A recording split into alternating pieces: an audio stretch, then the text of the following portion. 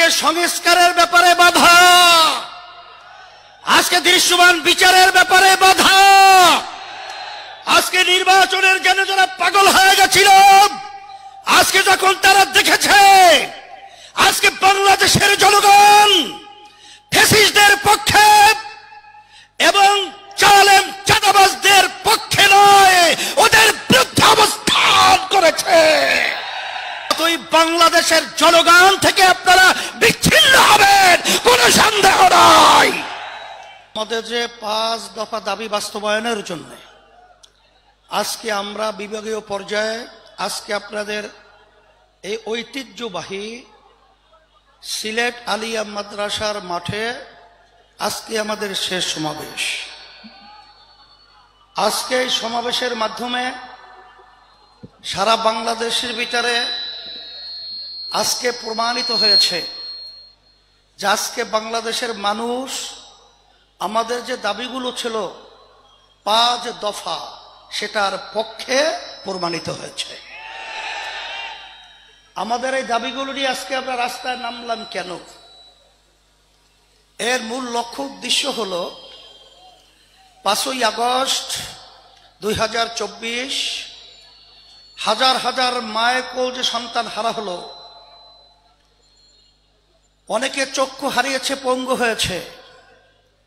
আপনাদের ঐতিহ্যবাহী সিলেট থেকে জনপ্রিয় নেতা ইলিয়াস আলী সাহেব গুম হলো, আর ফেরত আসেনি, আর কোনোদিন আসবে বলে মনে হয় না।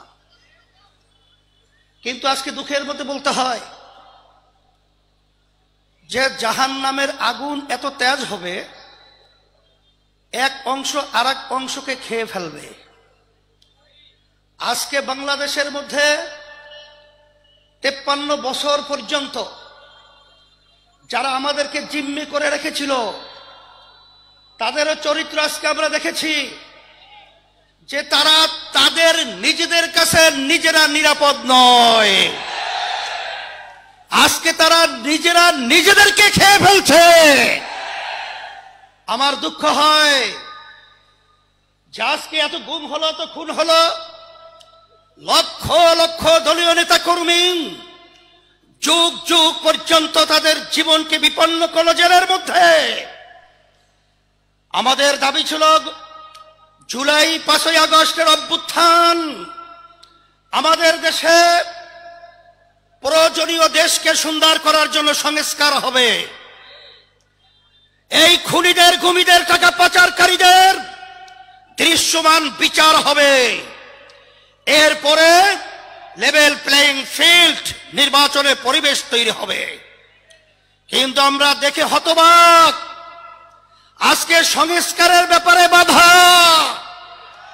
আজকে দৃশ্যমান বিচারের ব্যাপারে বাধা, আজকে নির্বাচনের জন্য যারা পাগল হয়ে গেছিল, আজকে যখন তারা দেখেছে আজকে বাংলাদেশের জনগণ ফ্যাসিস্টদের পক্ষে এবং জালেম চাঁদাবাজদের পক্ষে নয়, ওদের বিরুদ্ধে অবস্থান করেছে।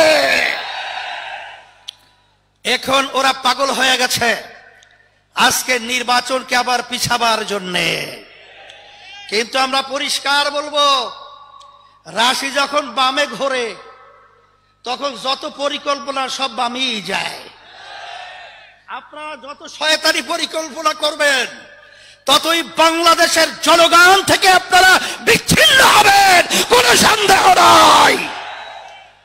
তবে আমি পরিষ্কার ভাবে বলেছি, আজকেও বলছি, আমরা 53 বছর আমাদেরকে যারা জিম্মি করে রেখেছিল, আল্লাহ রাব্বুল আলামিন জিম্মির হাত থেকে আমাদেরকে 5ই আগস্ট আমাদেরকে স্বাধীনতা দান করেছেন। এই স্বাধীনতার ফসল যারা আমরা দেশপ্রেমিক রয়েছি, যারা মানবতা প্রেমিক রয়েছি, যদি আমরা বুঝতে ভুল করি, আমরা যদি ব্যর্থ হই, যখন ইতিহাস আমাদের প্রজন্ম লিখবে তখন কলঙ্কজনক ইতিহাস আমাদের জন্য লিখবে। এই জন্য আমি সকলকে আহ্বান জানাবো, আসেন আমরা যারা দেশপ্রেমিক রয়েছি ক্ষমতা প্রেমিকদেরকে, চাঁদাবাজদেরকে, আমাদের দেশের টাকা যারা বিদেশে পাচার করে ওদেরকে আমরা না বলার মাধ্যমে আমরা বাংলা জমি থেকে চিরতরে উৎখাত করে মাথা উঁচু করে দাঁড়াবার পরিবেশ তৈরি করতে হবে। সেই হিসাবে আপনারা রোদ্রের মধ্যে আজকে কষ্ট করে উপস্থিত হওয়ার জন্য আমি আমাদের সকলের পক্ষ থেকে উদাত্ত আবার ধন্যবাদ জানাচ্ছি এবং সেই দিন সেই সময়ের অপেক্ষা রয়েছি যেদিন এই বাংলাদেশের মধ্যে আবার সোনালী সূর্য উদিত হবে এবং ফেসিবাদ নিবাদ যাবে, চাঁদাবাদ নিবাদ যাবে, খুনিরা নিবাদ যাবে, দেশপ্রেমিকরা বিজয় লাভ করবে। সকলকে ধন্যবাদ জানিয়ে আমি আমার আলোচনা শেষ করছি। ওয়া আখির দাওয়ানা আলহামদুলিল্লাহ।